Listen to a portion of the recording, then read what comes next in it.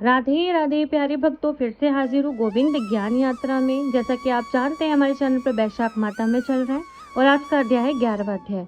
तो मैं शुरू करती हूँ। तदंतर राजा मैथिल पूछने लगा कि हे महाराज, वैशाख के जो धर्म आपने वर्णन किए हैं बड़े सुलभ हैं। इनमें विष्णु भगवान प्रसन्न होकर तत्काल अर्थ, धर्म, काम, मोक्ष प्रदान करते हैं। ऐसे वेद विहित धर्म संसार में ज्ञात नहीं है। यह क्या बात है, मुझसे कहिए।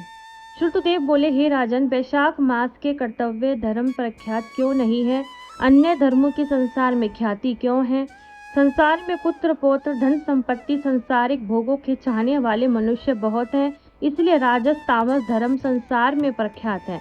और जो इच्छा रहित सात्विक धर्म सुख प्राप्ति कर विष्णु भगवान को प्रसन्न करने वाले हैं, वह पृथ्वी पर छिपाने योग्य हैं। इसका कारण बताता हूँ, सुनो।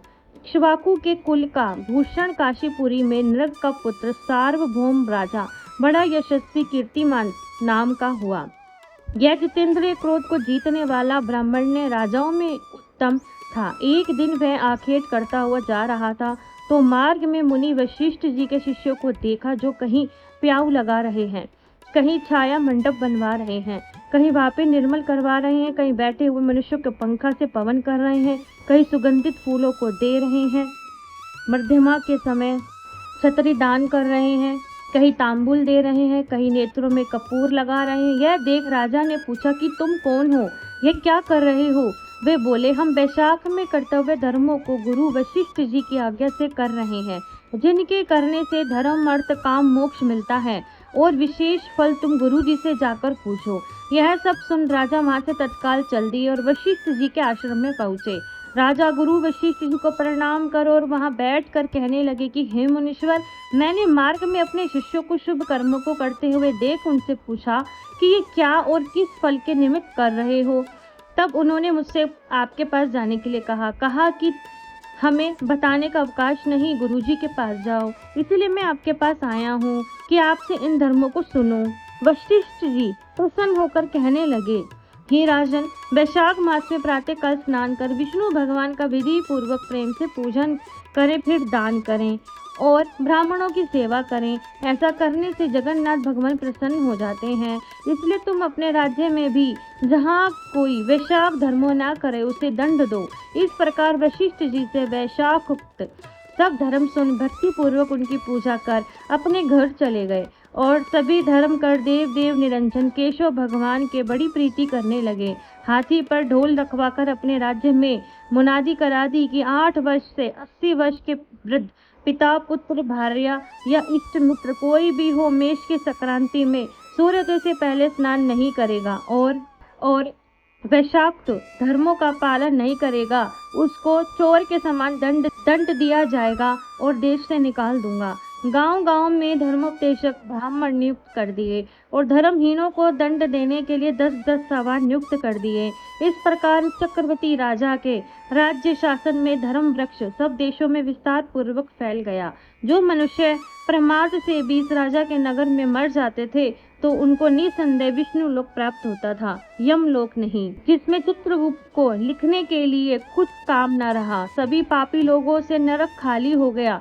तब नारद जी धर्मराज जी के पास गए और जाकर बोले, हे राजन, नरक में पहले से हाहाकार शब्द अब सुनाई नहीं देते। खोटे कर्म करने वाले, माया और दंभ से भरे हुए पापी मनुष्य तुम्हारे लोक में क्यों नहीं आते? चित्रगुप्त भी हाथ पर हाथ रखकर बैठे हैं, इसका क्या कारण है?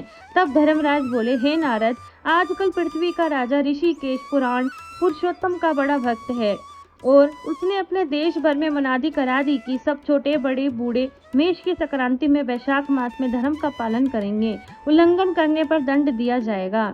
तो वहाँ की भय से प्रजा के लोग वैशाख धर्मों का पालन करते हैं। इस कारण उनका मेरे लोक में आने का मार्ग ही बंद हो गया है। सब ब्रह्म हत्या आदि पापों से छूटकर सीधे विष्णु पद को प्राप्त होते हैं। इसलिए मैं उस महाबली से युद्ध कर सकूं से मारूंगा। यदि वह मुझे न मारेगा तो मैं ब्रह्मा के पास जा उससे निवेदन कर स्वस्थ हो जाऊंगा। इस प्रकार नारद जी से सलाह कर मृत्यु, रोग, जरा आदि सेवकों तथा 50 कोटि यमदूतों को ले स्वयं यमराज दंड उठा भैंसा पर चढ़ पृथ्वी पर आए। शीघ्र ही उस राजा को पुरी को घेर महाशंखनाद करने लगे। तब राजा ने यह सुना कि यम ने यह पुरी घेर ली है, तब अत्यंत क्रोध कर अपनी सब सेना सजा नगर से बाहर आया। दोनों में घोर युद्ध होने लगा। राजा ने यम की सारी सेना आदि को जीतकर क्षण भर में भगा दिया, जिससे क्रोध कर यमराज ने अपने अनेक बाण चलाए। ढाल तलवार उठा राजा को मारने को आया। तब राजा ने 3 बाणों से यमराज के धनुष, ढाल, तलवार सभी काट गिराई। एक तीक्ष्ण बाण यमराज के मस्तक पर मारा। तब यम ने क्रोध कर अपने दंड उठाया और ब्रह्मास्त्र से अभिमंत्रित कर राजा के ऊपर छोड़ दिया। यह देख विष्णु भगवान ने अपने भक्त की रक्षा के लिए सुदर्शन चक्र छोड़ा, जो रण में आप ब्रह्मास्त्र का निवारण कर यम को मारने के लिए उद्यत हुआ।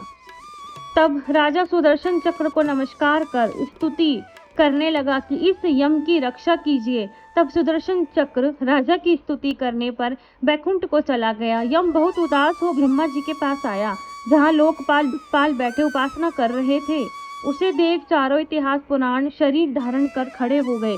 नदी सरोवर मूर्तिमान विराजमान है, पीपल आदि सभी वृक्ष खड़े हैं, वापी कुआं तालाब पर्वत सब मूर्तिमान है। दिन रात पक्ष मास कला काष्ठा निमेष, ऋतु अयन युग संकल्प विकल्प निमेष उन्मेष, लक्ष योग करण पूर्णिमा अमावस्या, सुख दुख भय लाभ अलाभ, जय अजय, सतोगुण रजोगुण तमोगुण, शान मूड अतिपोर, प्राकृतिक विकार, कफ वात पित्त आदि सब चराचर मूर्तिमान सेवा में खड़े हैं। उनके बीच में यमराज सेवकों सहित लज्जावान हो मुख मलिन कटे वृक्ष की भांति गिरे जा रहे हैं।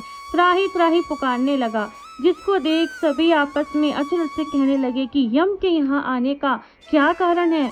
जिस यम को काम से क्षण भर भी अवकाश नहीं मिलता था, जिसके वस्त्र फट रहे हैं, चित्रगुप्त इसके पीछे पीछे आ गया है।